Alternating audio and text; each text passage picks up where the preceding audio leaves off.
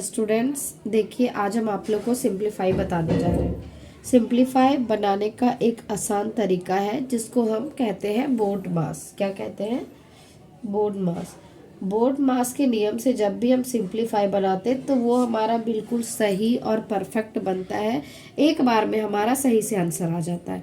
सबसे पहले क्या करते हैं, ये होता है सब्ट्रैक्ट।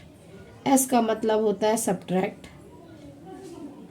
ए का मतलब होता है ऐड, एम का मतलब होता है मल्टीप्लाई, डी का मतलब होता है डिवाइड, ओ का मतलब होता है ऑफ, यानी इसका मतलब भी मल्टीप्लाई ही होता है, और बी का मतलब होता है ब्रैकेट, जिसमें हम लोग जानते हैं कि 3 तरह का ब्रैकेट होता है, एक छोटा, एक बीच का और एक बड़ा ब्रैकेट। ये हमारा 3 ब्रैकेट है। तो जब भी हम सबसे पहले जब हम क्वेश्चन को सॉल्व करेंगे तो हमें पहले इस बोर्ड मास को जानना जरूरी है। सबसे पहले हम ब्रैकेट को सॉल्व करेंगे, उसके बाद जो ऑफ जिसमें लिखा रहेगा उसको सॉल्व करेंगे, फिर डिवाइड को करेंगे, फिर मल्टीप्लाई, फिर ऐड, फिर सब्ट्रैक्ट।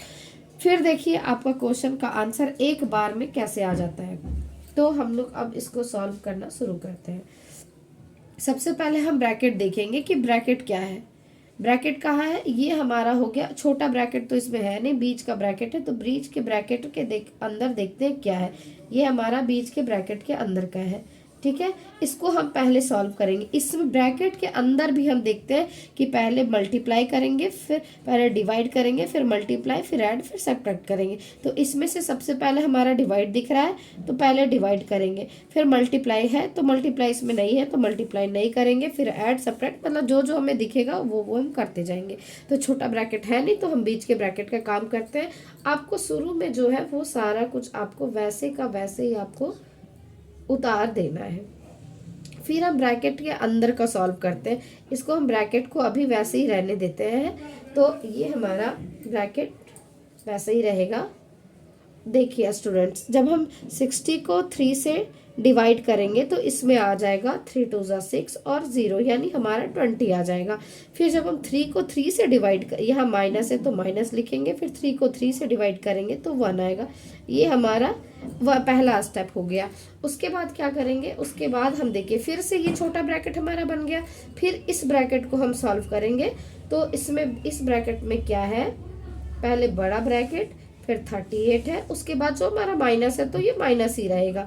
अब 20 में 1 माइनस करेंगे तो कितना बच जाएगा, 19। कितना बचेगा, 19। तो ये हमारा हो गया। अब हमारे पास क्या बचा, सिर्फ ये बड़ा ब्रैकेट बचा। तो इस ब्रैकेट को अब हम सॉल्व करेंगे। ब्रैकेट का काम पहले हम करेंगे, उसके बाद आगे सॉल्व करेंगे। तो 38 में से 19 को माइनस किए तो कितना बचेगा, इसमें भी हमारा 19 बचेगा।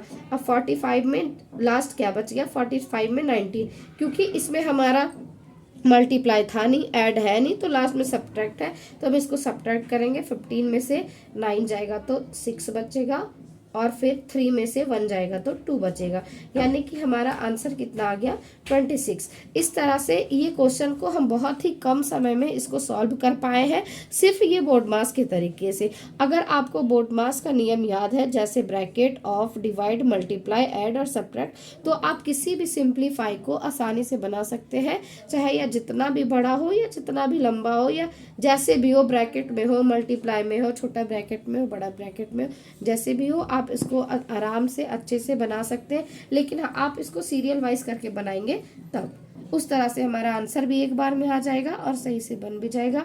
तो आगे आपको जिस भी क्वेश्चन में दिक्कत हो आप प्लीज़ हमें कमेंट करके बताएं, हम उसी पे वीडियो बनाएंगे और आपके प्रॉब्लम का सॉल्यूशन निकालने का कोशिश करेंगे। Thank you.